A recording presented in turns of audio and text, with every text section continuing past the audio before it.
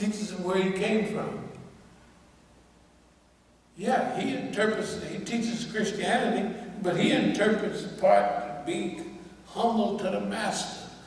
Da da da da, right? As you notice, there's no system dealing with the elephant. You see the big elephant in the circus with the little thing down in the ground, and he goes around. Well, when he was a small elephant, they had a big stake in there. And he pulled and yanked at it.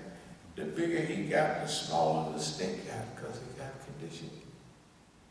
And now he just goes around, he has a little stake in the ground. He could pull it out anytime he wants. But he's trained, he's conditioned. The Negro can free himself anytime he wants.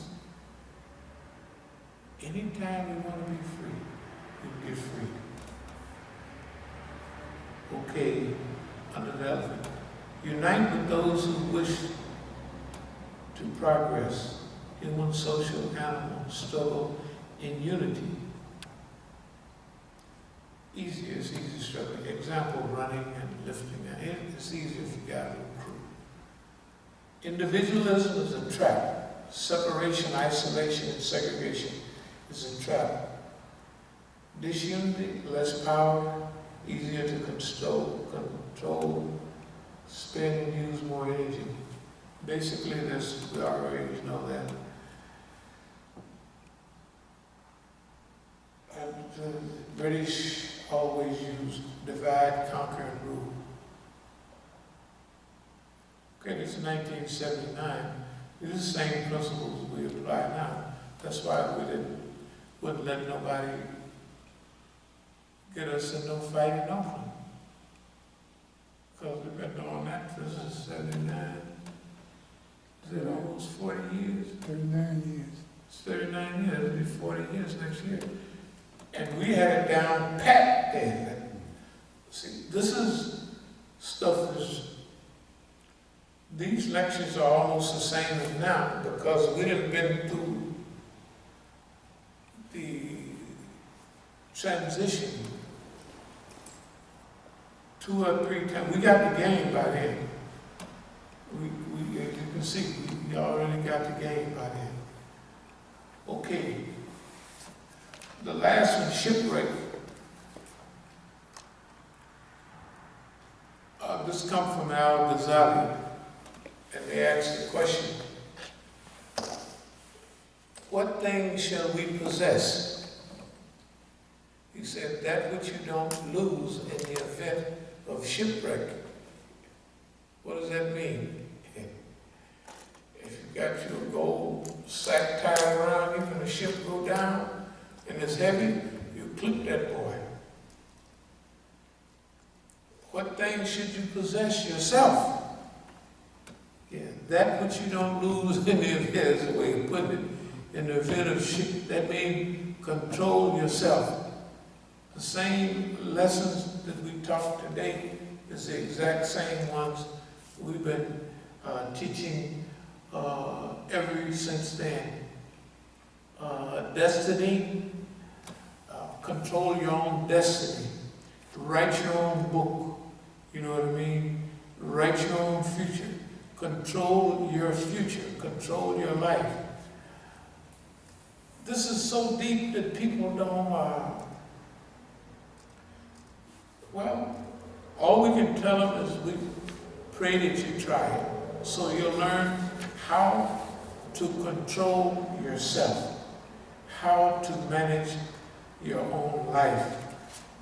But once you learn to develop yourself and to control yourself, it's a training process. And we use the same thing with bodybuilding. We build our bodies, you know what I mean? We work out. When you first start lifting a certain amount of iron, boy, it's heavy. But you keep working out, pretty soon you get bigger and stronger, and then that little bit ain't nothing. You start adding weight on. And the more you work, the bigger and stronger you get. So the same example in bodybuilding, that you can build a body, you can also build a mind and a character. already have a body, but you can build it better. You already have a character, but you can build your character. What we do is, what we've been doing is, everything that we come across, we use as an aid to character building. I just want to mention a little something here. This one is January 20th, 1981. Yeah. Now, this is from a hearing I'm having. Dear Mr. Reeves, your unit has made referral to the Oakland CT, whatever it is, for 60-day placement effective March 4th, 1981. And you can see, doggone it, that lecture was March 3rd. They must have got me there a day or two ahead of time. No, that's May, excuse me, that's a month later. Yeah, anyway.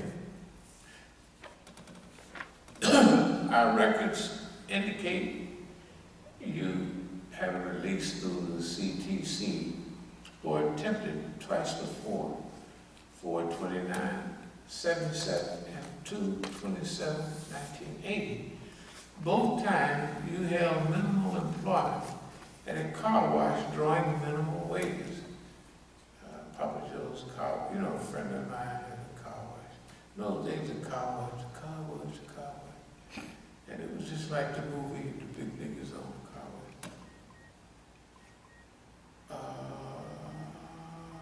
But your main concerns and efforts were spent at a local Muslim mosque. The last time you were attempting to establish your own church until your arrest by Oakland Police Department, charged with battery on your ex-wife.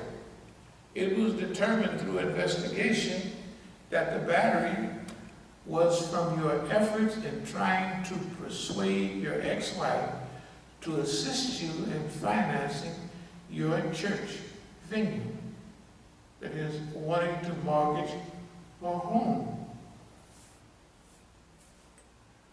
Because of your past lackadaisical attitude in seeking meaningful employment and your lack of financial ability to meet your goals in setting up your church, at this time it is felt by the Oakland CTT staff that the CPO San Francisco that further community placement must be under the following conditions. 1, seek full-time employment in a more meaningful job, earning more than minimum wage, to be approved by the probation department and the Oakland CTT team. 2, to center your efforts on your job and release plans, reserving your spiritual and emotional needs for your extracurricular activities. Accept placement in the Alameda County Work Furlough Program for better community accountability. An agreement to refrain from visiting your ex-wife. I want to go over this a little bit because we got a few things we're going to go over to clarify some of the crackpots there in Oakland. And some people say we have a deal with the government. You know, so that. Now I'm going to talk about this deal. Talk about when I was released in '77, no problem. But in 1980 I got out too. I'd already had my brother find a place for a masjid. 8801 East 14th Street, our first masjid. When I got out in 1980, I got February 27th, they say, 1980. The first lectures there was March 1980.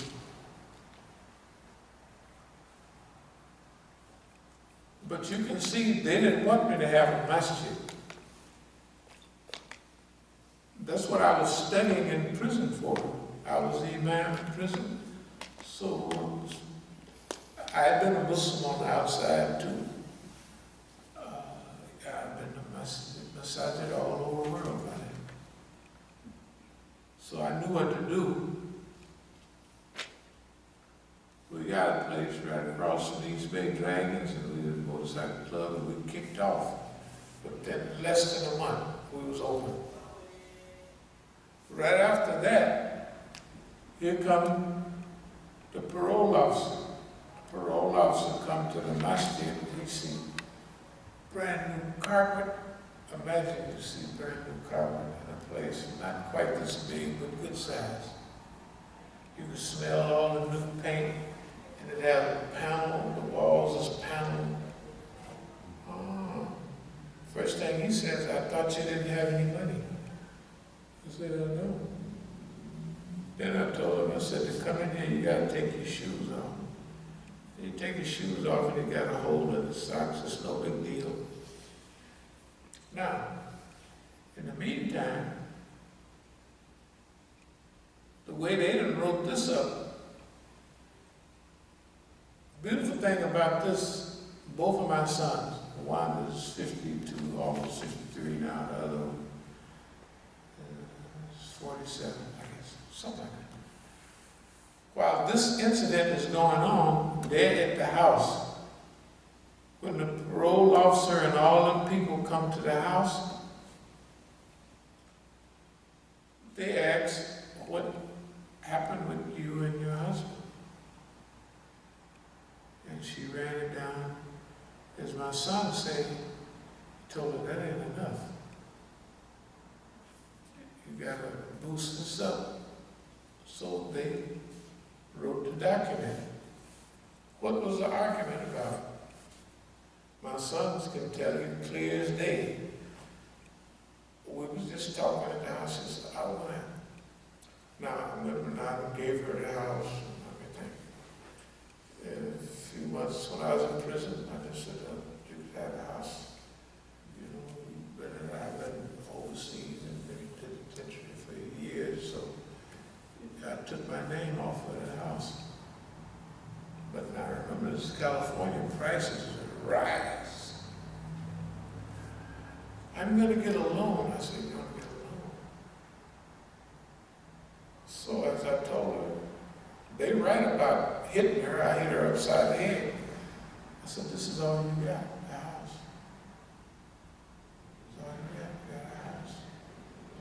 You're in the big time. The payments is $159 a month. I mean, this is a big, nice house in the hills, you know. So we bought it in the 60s when the house was cheap. So I did. I went upside her head. I said, that's all you got. You got kids, you know. They flipped that around.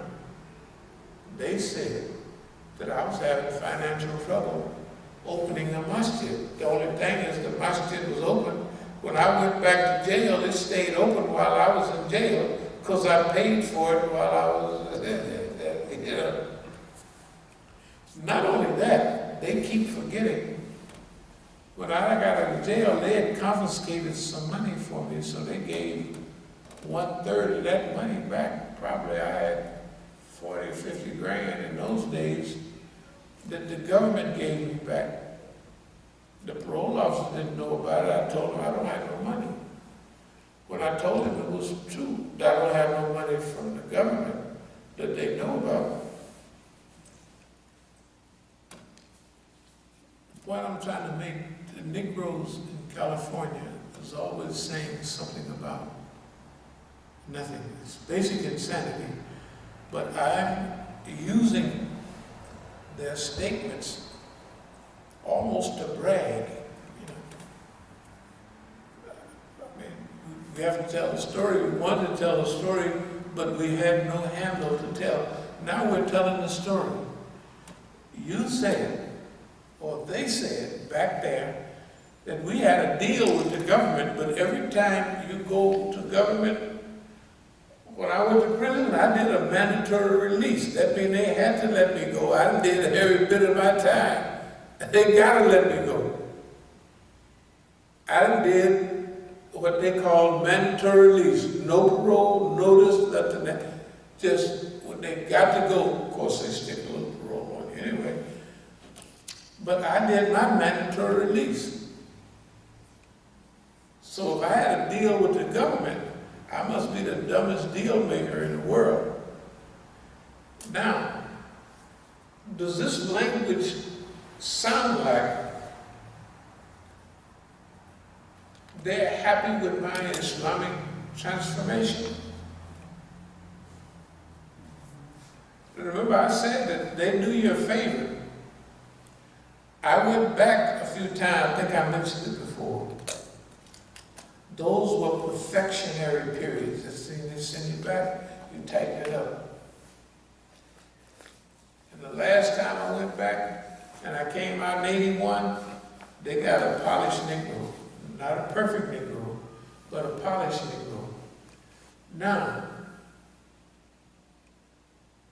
the thing about mortgaging the home, remember I told you about the big-headed woman and Sister Bahia was down there talking about, well, we don't like you helping your ex-wife. And so I just say, nobody messing around with nobody. We know you're just what Sister Bahia and the big-headed woman said, the black woman. We know you're not having sex. They just didn't want nobody around me, that's all. Till they could re-corrupt them. The point I'm making is,